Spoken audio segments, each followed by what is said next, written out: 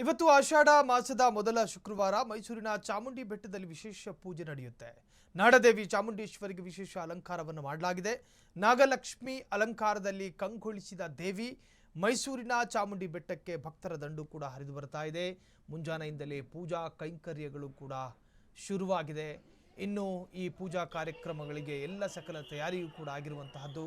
ಒಟ್ಟಾರೆ ರಾಜ್ಯದ ಬೇರೆ ಬೇರೆ ಜಿಲ್ಲೆಗಳಿಂದ ಬೇರೆ ಬೇರೆ ರಾಜ್ಯಗಳಿಂದ ಸರ್ವ ಧರ್ಮದ ಭಕ್ತಾದಿಗಳು ಕೂಡ ಇಲ್ಲಿಗೆ ಆಗಮಿಸ್ತಾ ಇದ್ದಾರೆ. ಕಳೆದ ಬಾರಿ ಆದಂತಹ ವಿವಾದಗಳು ಮರುಕಳಿಸದೇ ಇರೋದಕ್ಕೆ, ಜೊತೆಗೆ ನೂಕುನುಗ್ಗಲು ಸಂಭವಿಸಬಾರದು ಅನ್ನೋ ಕಾರಣಕ್ಕೋಸ್ಕರ ಭಾರೀ ಭದ್ರತೆ, ಇನ್ನು ಕಿರಿದಾದಂತಹ ಪ್ರದೇಶಗಳಿಗೂ ಕೂಡ ಬಿಗಿ ಭದ್ರತೆಯನ್ನು ಏರ್ಪಾಡು ಮಾಡಲಾಗಿದೆ. ಪೊಲೀಸರ ಸರ್ಪಗಾವಲು. ಇನ್ನು ಆ ಪ್ರದೇಶದ ಅಥವಾ ಆ ದೇವಸ್ಥಾನದ ಶಶಿ ಶೇಖರ್ ದೀಕ್ಷಿತ್ ಪ್ರಧಾನ ಅರ್ಚಕರು ಕೂಡ ಪೂಜಾ ಕೈಂಕರ್ಯದ ಬಗ್ಗೆ ಅಭಿಪ್ರಾಯವನ್ನು ಹಂಚಿಕೊಂಡಿದ್ದಾರೆ. ನೋಡ್ಕೊಂಡು ಬರೋಣ.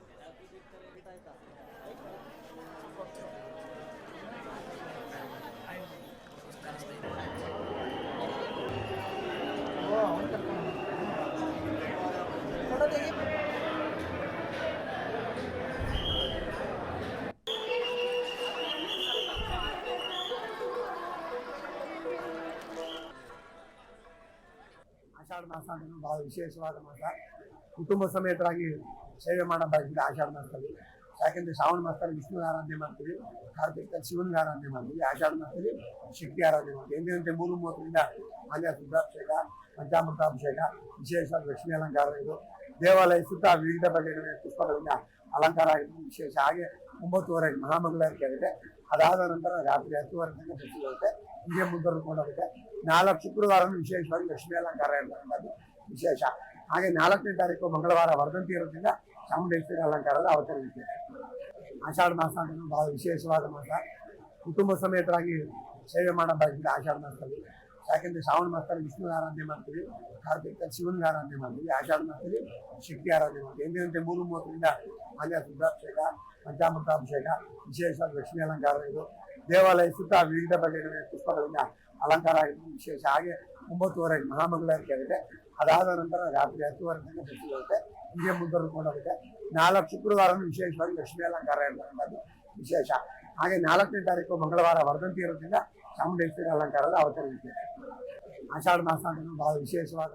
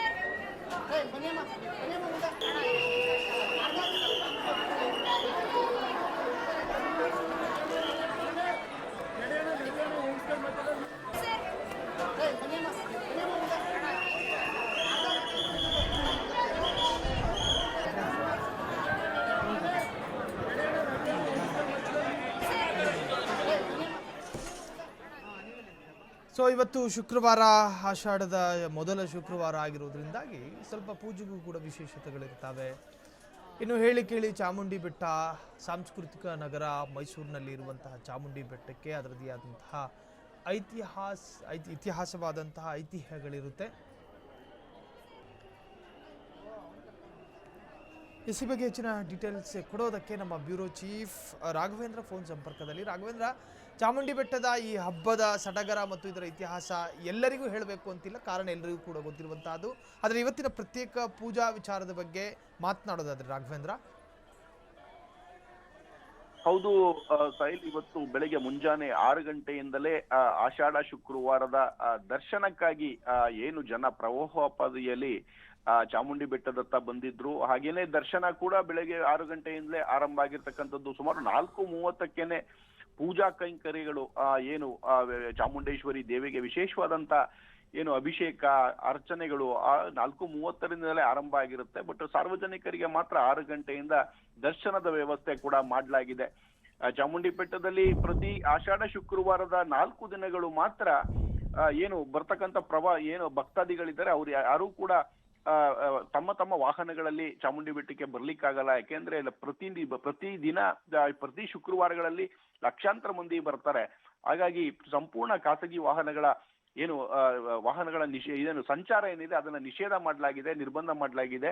ಏನು ಚಾಮುಂಡಿ ಬೆಟ್ಟ ತಪ್ಪಲ್ನಲ್ಲೇ ಲಲಿತಮಲ್ ಹೆಲಿಪ್ಯಾಡ್ ಪಕ್ಕದಲ್ಲಿ ಇರ್ತಕ್ಕಂಥ ಒಂದು ಏನು ಬಸ್ ಶೆಲ್ಟರ್ಗಳನ್ನ ತಾತ್ಕಾಲಿಕವಾಗಿ ನಿರ್ಮಾಣ ಮಾಡಲಾಗಿದೆ. ಅಲ್ಲಿಂದ ಎಲ್ಲರೂ ಕೂಡ ಆ ಒಂದು ಬಸ್ಗಳಲ್ಲೇ, ಸಿಟಿ ಬಸ್ಗಳಲ್ಲೇ ಚಾಮುಂಡಿ ಬೆಟ್ಟಕ್ಕೆ ಬರಬೇಕಾಗಿದೆ. ಆ ವ್ಯವಸ್ಥೆ ಕೂಡ ಆರಂಭ ಆಗಿರ್ತಕ್ಕಂಥದ್ದು.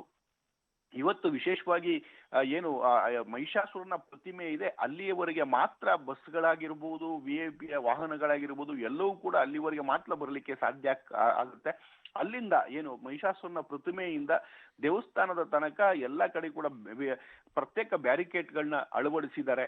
ಏನು ಸಾಮಾನ್ಯ ದರ್ಶನ ಇರ್ಬೋದು, ಏನು ಟಿಕೆಟ್ ಮಾಡಿದ್ದಾರೆ, 2,000 ರೂಪಾಯಿ ಟಿಕೆಟ್ ಮಾಡಿದ್ದಾರೆ. ಅದಕ್ಕೆ ಜೊತೆಗೆ ಮೆಟ್ಟಿಲುಗಳ ಮುಖಾಂತರ ಭಕ್ತರು ಬಹಳಷ್ಟು ಜನ ಬೆಟ್ಟ ಹತ್ಕೊಂಡು ದರ್ಶನಕ್ಕೆ ಬರೋರಿದ್ದಾರೆ. ಅವರಿಗೆ ಕೂಡ ಸಪರೇಟ್ ಆದಂತ ವ್ಯವಸ್ಥೆಯನ್ನ ಮಾಡಲಾಗಿದೆ. ಪೂರ್ತಿ ಬ್ಯಾರಿಕೇಡ್ಗಳನ್ನ ನಿರ್ಮಾಣ ಮಾಡಿ ಎಲ್ಲರೂ ಕೂಡ ಸರತಿ ಸಾಲಿನಲ್ಲಿ ದರ್ಶನ ಮಾಡ್ಲಿಕ್ಕೆ, ಪಬ್ಲಿಕ್ ಎಲ್ಲೂ ಕೂಡ ತೊಂದರೆ ಆಗ್ಬಾರ್ದು ಅಂತೇಳಿ ಏನು ಪ್ರತಿ ಬಾರಿ VIP ಗಳಿಗೆ ದರ್ಶನ ಆಗ್ಲಿಕ್ಕೋಸ್ಕರ ಸಾರ್ವಜನಿಕರಿಗೆ ತೊಂದರೆ ಆಗ್ತದೆ ಅನ್ನುವಂತ ಮಾತುಗಳು ಬರ್ತಾ ಇತ್ತು. ಹಾಗಾಗಿ ಅದನ್ನ ಅವಾಯ್ಡ್ ಮಾಡ್ಲಿಕ್ಕೋಸ್ಕರ ಈ ಬಾರಿ ತುಂಬಾ ಅಚ್ಚುಕಟ್ಟಾದಂತ ವ್ಯವಸ್ಥೆಗಳನ್ನ ಮಾಡಿದ್ದಾರೆ.